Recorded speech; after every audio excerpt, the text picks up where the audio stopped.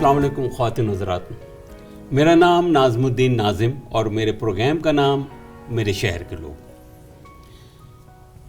آپ سب جانتے ہیں کہ ہمارے گھروں میں ہر ہفتے فلائرز آتے ہیں جس میں مختلف گروسری سٹور اور سٹور جو ہیں وہ سیل کا اعلان کرتے ہیں، ہم دوڑے ہوئے وہاں جاتے ہیں۔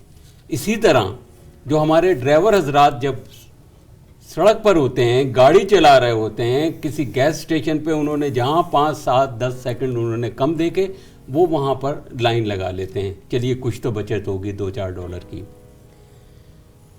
پیٹرول کی قیمت دراصل ایک عالمگیر مسئلہ ہے اور اس کا تعلق جو ہے براہ راست وہ ملک جو اس کو پروڈیوس کرتے ہیں، جہاں پروڈکشن ہوتی ہے، وہ جو قیمتوں کا تعین کرتے ہیں اس سے ہے۔ ہمارے پاس آج ایک ایسی ہی شخصیت ہے کہ جن کا تعلق اسی انڈسٹری سے ہے اور آئل پروڈکشن سے رہا ان کا تعلق۔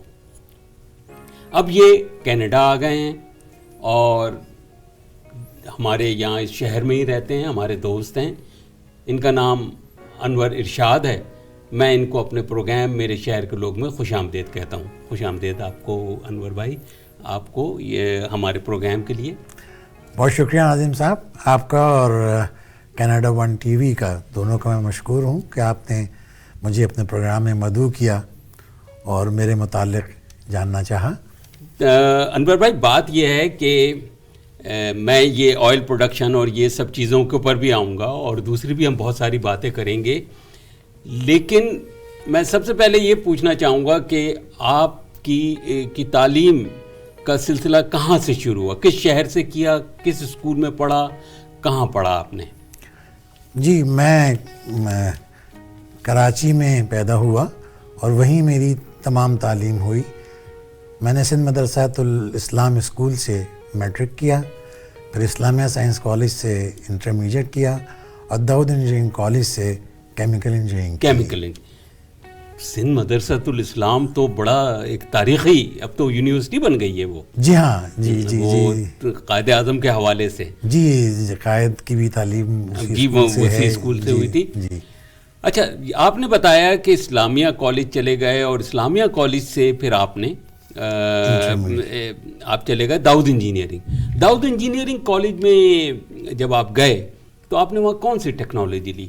میں نے کیمیکل انجینئرنگ لی، کیمیکل ٹیکنالوجی۔ کیمیکل انجینئرنگ کیوں لی؟ مطلب اس کا کیا سبب تھا؟ وہاں تو بہت سارے اور بھی۔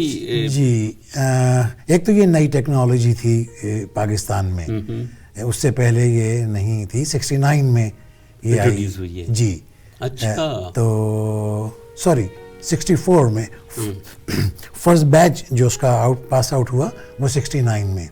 یہ نئی ٹیکنالوجی تھی اور اس وقت جو میڈیا ریسورسز اویلیبل تھے اس میں اس کے بارے میں بہت لکھا جا رہا تھا، بتایا جا رہا تھا، تو میں اس سے امپریس ہوا۔ اچھا، آپ کا مطلب یہ آپ کو پتا تھا کہ یہ آگے جا کے کچھ، اور اسی وجہ سے میں نے پھر اپنے کیمیکل انجینئرنگ کرنے کے بعد جاب آپ کو فوراً مل گئی؟ میں نے 1.5 سال تو وہاں ایک پولی ٹیکنک انسٹیٹیوٹ ہوتا ہے کراچی میں، جی، کراچی پولی ٹیکنک بہت مشہور و معروف شیرشاہ میں۔ جی، تو اس میں میں نے کیمیکل ٹیکنالوجی میں ایز اے لیکچرر آپ نے وہاں پڑھایا میں نے۔ اچھا، آپ استاد بھی رہے؟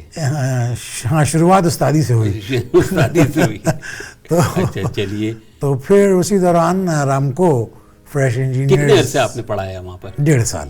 1.5 سال، اچھا ٹھیک ہے۔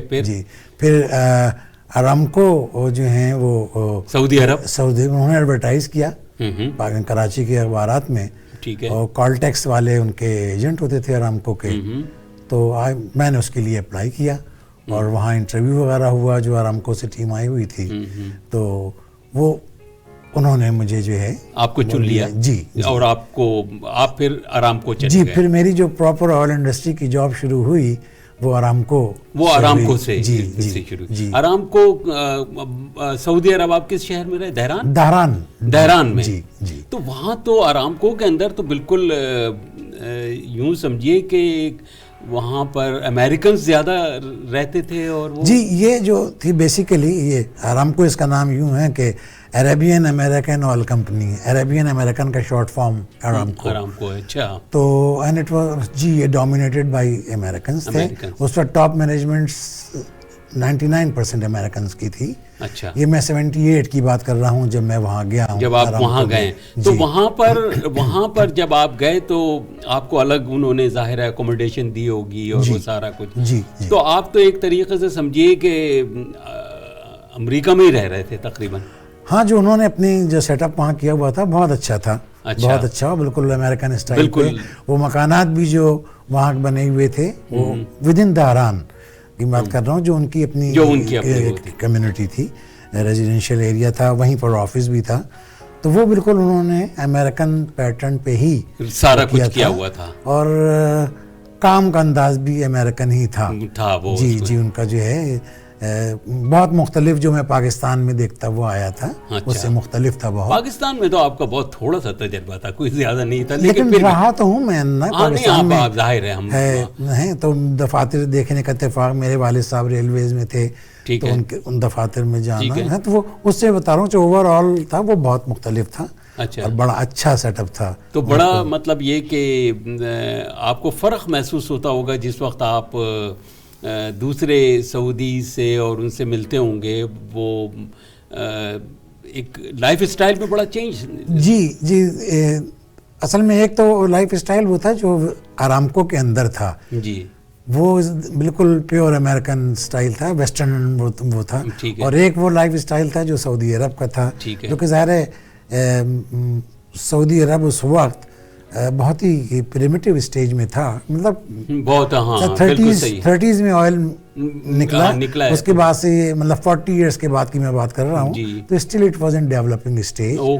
اور ظاہر ہے ان کی اپنی کافی ریلیجس وہ کافی انفلوئنس تھا وہاں کی لائف میں. ہاں مطلب اسلامی وہ سم کہہ لیں وہ تھا. تو وہ تھا جیسے کہ وہاں جو مجھے چیز وہ ہوئی تھی کہ نماز کا وقت اگر بازار میں ہو جائے تو کوئی دکان کھلی نہیں رہ سکتی، ایون آپ کھڑے نہیں رہ سکتے باہر. وہاں پر وہ شرطے وغیرہ آ کے آپ کو کہتے تھے کہ یہ آپ مسجد میں جائیں. تو گویا ارامکو کے اندر آپ بہت آرام سے رہے. جی جی جی. اچھا پھر اس کے بعد آپ کہاں گئے؟ آپ کا کہاں جانا؟ اصل میں ارامکو بہت انفلوئنس ہو کے گیا تھا. ارامکو کا اتنا نام تھا میری اپنی فیلڈ سے مختلف، تو اسی وجہ سے میں پہلے اپارچونٹی میں وہاں گیا.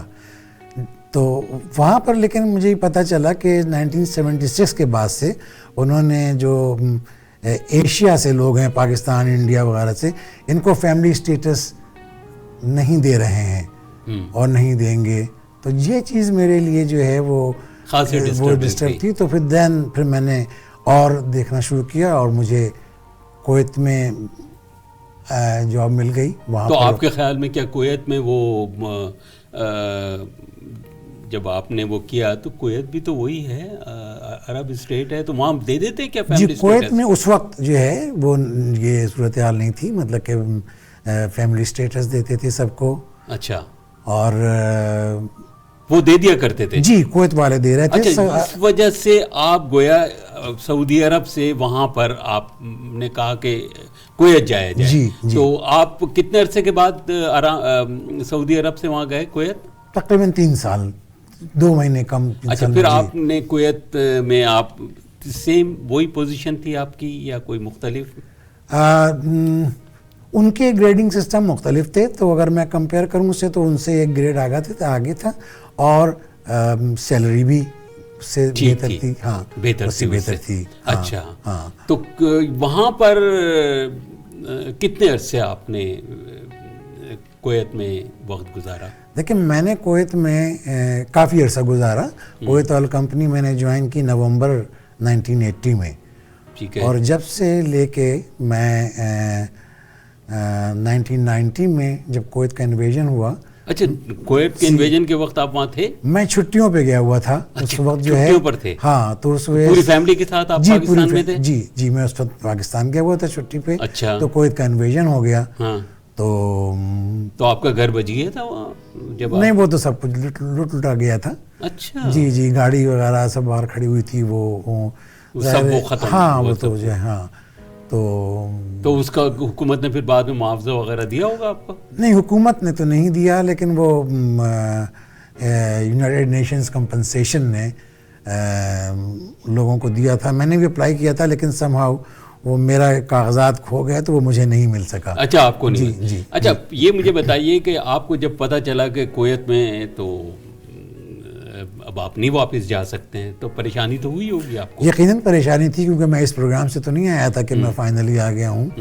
تو بہت کچھ چھوڑ کر آئے ہوں گے آپ. جی، تو چھٹی پہ آپ جاتے ہیں تو اپنے اتنی ہی معلومات اپنے ساتھ رکھتے ہیں کہ جو آپ کی جتنی ضرورت ہوتی ہے 15-20 دن. تو باقی میری جو سیونگ وغیرہ تھی وہ سب کویت میں تھی. اچھا. تو اٹ واز ڈیفیکلٹ ٹائم، لیکن یہ ہے کہ الحمدللہ. تو پھر اسلام آباد رہ کے آپ نے کیا کیا؟ جی میں نے وہاں پر مجھے ایک پاکستان میں directorate general of petroleum concessions کے کنسلٹنٹ تھے، میتھ ٹیک انکارپوریٹڈ، اس امریکن کمپنی تھی یہ.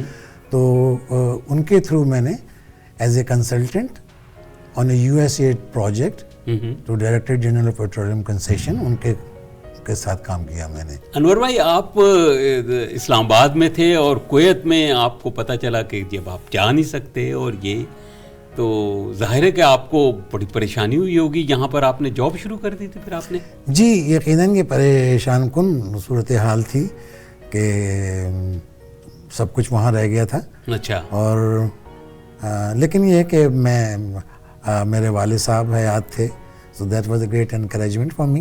اچھا. اور انہوں نے کہا کہ نہیں میں just make a new start. اچھا. ہاں تو یہاں کون سی نوکری آپ نے شروع کی تھی پھر آپ نے؟ یہ ایک پاکستان میں ایک ادارہ ہے ڈائریکٹریٹ جنرل پیٹرولیم کنسیشنز، جو مختلف آئل پروڈیوسنگ کمپنی کو مختلف بلاکس کنسیشن پہ دیتے ہیں آئل ایکسپلور کرنے کے لیے. تو ان کے کنسلٹنٹس تھے میتھ ٹیک انکارپوریٹڈ، تو وہ یو ایس ایڈ کے کنسلٹنٹس تھے. تو ان کے تھرو میں نے ڈائریکٹریٹ پیٹرولیم کنسیشن کو جوائن کیا as a senior consultant on their projects. Anwar بھائی یہ بتائیے کہ آپ ارامکو میں بڑے آرام سے نوکری کر رہے تھے، اس کے بعد کویت میں گئے تو آپ وہاں پر ظاہر ہے کہ اچھی تنخواہ، اچھے پیسے، تو اس ایسے ماحول میں کام کرنے کے بعد ایک دم پاکستانی ماحول میں کام کرنا کیسا آپ کو لگا فرق؟ تھوڑی سی دشواری یقیناً اتنے فرق سے لگی، لیکن کچھ بہت زیادہ نہیں، کیونکہ میں اوریجن تو میرا پاکستانی ہے اور وہ چیزیں میرے لیے نئی نہیں تھیں. اچھا. اس وہ ماحول نیا نہیں تھا، تو مجھے اتنے ایڈجسٹ کرنے میں دشواری نہیں ہوئی اور میں نے بآسانی جو ہے اس کو ہینڈل کیا. ہاں. اچھا میرا بریک پہ جانے سے پہلے آپ سے یہ آخری سوال ہے کہ آپ نے پاکستان میں بھی کام کیا، آپ نے بتایا، جیسے آپ نے کویت میں کام کیا، آپ نے سعودی عرب میں کام کیا، آپ نے سعودی عرب میں امریکنز کے ساتھ کام کیا، پھر اب کینیڈا کے اندر بھی آپ آئے ہیں، کچھ نہ کچھ آپ نے کیا ہوگا، دیکھا ہوگا. ان سارے اس میں آپ نے کیا فرق محسوس کیا؟ آپ کیا ان کو میں کہوں کہ اگر ان پانچوں کو سب کو ایک دوسرے کے ساتھ اگر آپ ریلیٹ کریں تو؟ مجھے کینیڈا میں بھی تھوڑا کام کرنے کا موقع ملا. زیادہ میرا ایکسپیرینس جو ہے وہ کویت کا ہی ہے. میں پاکستان میں کام کرنے کے بعد پھر مجھے موقع ملا کویت میں. اچھا آپ پھر کویت چلے گئے؟ پھر میں کویت چلا گیا تھا اور پھر میں یہاں کینیڈا آیا ایئر 2000 میں. اچھا. تو یہاں کام کرنے کا مجھے موقع ملا. تو اس عرصے مطلب آپ پھر کویت کب گئے تھے آپ؟ میں دوبارہ جب گئے تھے 1995 میں. 95 میں، تو اس کا مطلب ہے کہ آپ نے 5-6 سال اور کام کیا وہاں پر کویت میں. جی. اچھا جی. انور بھائی میرا آپ سے سوال یہ ہے کہ کویت میں آپ کی ظاہر ہے یہ سب جانتے ہیں کہ ایک بہت اچھی تنخواہ ہوگی اور وہاں آپ کام کر رہے ہوں گے بڑے اچھے ماحول کے اندر، جہاں نہ ٹیکس ہے نہ کچھ. اس کے بعد یہ آپ کو یہاں آنے کا مشورہ کس نے دیا تھا؟ جی بڑا اچھا آپ نے یہ سوال کیا. اصل میں کویت میں ایکسپیکٹریٹس کے فارنرز کے لیے کویت یونیورسٹی میں ایڈمیشن نہیں ملتا. تو بچے میرے زیر تعلیم تھے, ابھی اسکولوں میں تھے, لیکن کسی نہ کسی دن انہوں نے یونیورسٹی بھی پہنچنا تھا. تو میں سوچ رہا تھا کہ یا تو میں پاکستان واپس جاؤں تاکہ بچے وہاں کنٹینیو کریں, اور یا کہیں اور دوسری جگہ جاؤں. تو کینیڈا ان دنوں امیگریشن دے رہا تھا, تو میں نے بہتر یہ سمجھا کہ میں بچوں کو جو ہے لے کے یہاں مائگریٹ کر جاؤں. اور میں کینیڈا کو جی آپ نے ظاہر دیکھا ہوگا کہ بھئی امریکہ جائے یا یو کے جائے. جی تو میں نے کینیڈا کو, تو سب سے اچھا آپ نے کینیڈا کو پایا. جی اچھا چلیے, تو پھر آگے اب آپ کیسے محسوس کرتے ہیں؟ فیصلہ آپ کا صحیح تھا؟ بہت صحیح فیصلہ تھا. صحیح فیصلہ تھا. اپنے جس وجہ سے میں آیا تھا کہ بچے میرے اچھی تعلیم حاصل کر لیں, تو ان کو جب میں دیکھتا ہوں تو مجھے لگتا ہے میں نے صحیح فیصلہ کیا. اور تو ماشاءاللہ بچے وغیرہ ٹھیک ٹھاک؟ جی میری 3 بیٹیاں ہیں, وہ تینوں جو ہیں ماشاءاللہ پڑھ چکی ہیں. اور یہیں کی یونیورسٹی سے؟ جی بالکل یہیں کی یونیورسٹی سے انہوں نے, بلکہ کچھ حصہ ان کا اسکولنگ بھی یہیں پر ہوا. اچھا. ہاں, کیونکہ میں ایئر 2000 میں یہاں پر آ گیا تھا بچوں کو لے کے. اچھا. تو بچوں کی اسکولنگ بھی یہیں پر ہوئی. اور تو بچوں کو یہاں پر آپ چھوڑ کے پھر واپس گئے تھے کیا؟ میں 2011 میں پھر جو ہوں چلا گیا تھا, مجھے جاب ملی تھی. اچھا, یہاں سے آپ واپس کہاں؟ کویت میں. کویت گئے تھے؟ جی. تو بچوں کو کیوں نہیں لے کے گئے آپ؟ وہ تو وہیں پلے بڑے تھے. نہیں, کیونکہ وہ اس وقت ان کی جو ہے یونیورسٹی میں تھے, تو ان کی ایجوکیشن میں نہیں ختم کرنا چاہتا تھا. اور یہ میری کانٹریکٹ جاب تھی 2 سال کی. ہاں, ویسے بھی بچے یہاں آنے کے بعد جانا نہیں چاہتے. یہ بھی صحیح ہے کہ وہ یہاں میرا خیال ہے کہ اس سسٹم کی یہ اچھائی ہے کہ بچوں کو بھی جو ہے کہ دے ہیو اے ویلیو.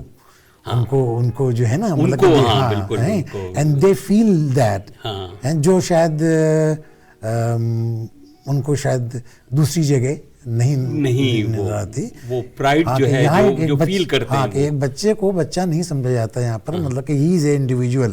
ٹھیک ہے, یہ وہ اس کو سمجھا. تو آپ صحیح کہہ رہے ہیں کہ بچے یہاں اس میں بڑے, اور یہ بہت اچھائی ہے اس سسٹم کی, اس معاشرے کی. ہاں نہیں, وہ ہر ایک کو, مطلب بچوں کو بھی دیتے ہیں عزت. جی سینئرز کو اس سے زیادہ, کسی کو یہ عورتوں کو, بچوں کو. جی سب.